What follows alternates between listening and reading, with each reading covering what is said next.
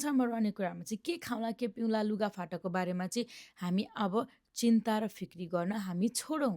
सायद यदि तपाईँ पनि त्यस्तै व्यक्ति हुनुहुन्छ नि 2026 मा के खाउँला, के लाउँला, म कस्तो घरमा बसौँला, कस्तो गाडीमा चढौँला, मैले के गरौँला भन्ने कुरालाई हामीले फोकस गर्न भन्दा पनि परमेश्वरको राज्य नजिक आउँदैछ। मेरो आत्मिक जीवन कस्तो छ, म कसरी बाइबल पढ्दैछु, म कसरी प्रार्थना गर्दैछु, के मेरो उद्देश्य केवल यीशु मात्रै हुनुहुन्छ कि मैले गरेको कुरा केवल मण्डलीको लागि, पास्टरको लागि, अरूको लागि मात्रै हुँदैछ कि अथवा के अरे हामीले गर्ने कुरा चाहिँ केवल क्राइस्ट सेन्टर अथवा क्रिस केन्द्रीय राखेर के हामीले गर्दैछौँ त? अनि प्रभुले भन्दै हुनुहुन्छ, उडेको एउटा चरी अथवा फुलेको एउटा लिली फुललाई त परमेश्वरले जुटाउनुहुन्छ नि तपाईँ र मलाई त झन् कति जुटाउनुहुन्छ। हामी कति बहुमूल्य छौँ। हामीले मेहनत पनि गर्नुपर्छ, तर तीमध्येमा चाहिँ सबभन्दा पहिला चाहिँ हामी परमेश्वरको राज्य र धार्मिकतालाई हामीले खोज्न पनि पर्दछ। अनि परमेश्वरको राज्य र धार्मिकता चाहिँ मण्डलीमा, परमेश्वरको राज्य र धार्मिकता चाहिँ फेरि मिसनमा जाँदाखेरि मात्रै अथवा के अरे सेवाकाईमा जाँदाखेरि मात्रै होइन, तर परमेश्वरको राज्य र धार्मिकता चाहिँ आज तपाईँ र मैले चाहिँ हाम्रो आफ्नो जीवनमा खोज्नुपर्छ।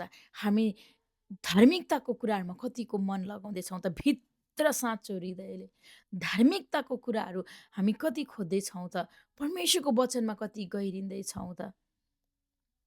मेरो वैवाहिक जीवनले के परमेश्वरलाई महिमा दिँदैछ? वैवाहिक जीवनमा हामीले गर्ने व्यवहारले के परमेश्वरलाई झल्काउँदैछ त? हाम्रो नानीसँग गर्ने व्यवहारले के परमेश्वर उहाँको राज्यको कुराहरू झल्किँदैछ त? अनि यो कुरा म पर्फेक्ट भएर मैले तपाईँहरूलाई भनेको होइन।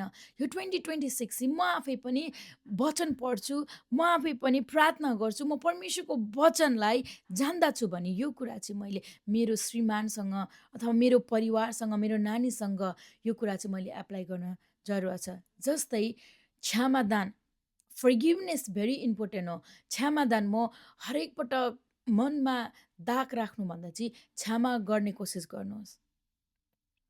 पश्चाताप गर्नुहोस्। संसारले जस्तो लाउँछ, खान्छ, हिँड्छ त्यो कुरालाई अब कट अफ गर्नुहोस्। म पनि त्यो कुरा गर्दैछु। अनि अझै परमेश्वरको उपस्थितिलाई खोजी गर्दैछु। चर्च पास्टर बा रिसाउनुहुन्छ भनेर नजाने होइन अथवा जाने होइन, तर म चर्च जाँदै गर्दा उहाँको सङ्गतिमा जाँदैछु, उहाँको मानिसहरूसँग भेला गर्दैछु, उहाँलाई महिमा दिँदैछु। यो कुरा सोच विचार राखेर जाउँ।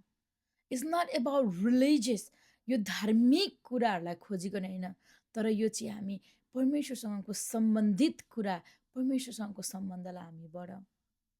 एभ्री डे हामी पश्चाताप गरौँ, एभ्री डे हामी बाइबल पढौँ, एभ्री डे परमेश्वरलाई वर्सिप गरौँ, एभ्री डे परमेश्वरको राज्यलाई खोजी गरौँ। आउनुहोस् यो 2026 हामी ग्रेट बनाऊँ। परमेश्वर 2026मा हामी अझै नजिक जाउँ। यो 2026मा परमेश्वरको वचनलाई अझै गहिराइमा बुझौँ। 2026मा परमेश्वरको वचन अझै गहिराइमा खोजौँ, अझै पवित्रतामा खोजौँ, पवित्रतामा हिँडौँ, अझै हाम्रो हृदयहरूलाई पवित्र कुराहरूले भरौँ, हाम्रो बोलीहरूमा अझै पवित्रताले भरौँ। किनभने यो कुरा मलाई पनि जरुरत छ। हरेक दिन म पनि यो बाटोमा हिँड्न जरुरत छ। आउनुहोस् हामी सँगै यो कुरालाई एप्लाई गरौँ, सँगै बाइबल पढौँ, सँगै प्रार्थना गरौँ, एभ्री डे एक्लै हुँदा पनि गरौँ र दिन रात गरौँ र परमेश्वरको वचनलाई मनन गरौँ।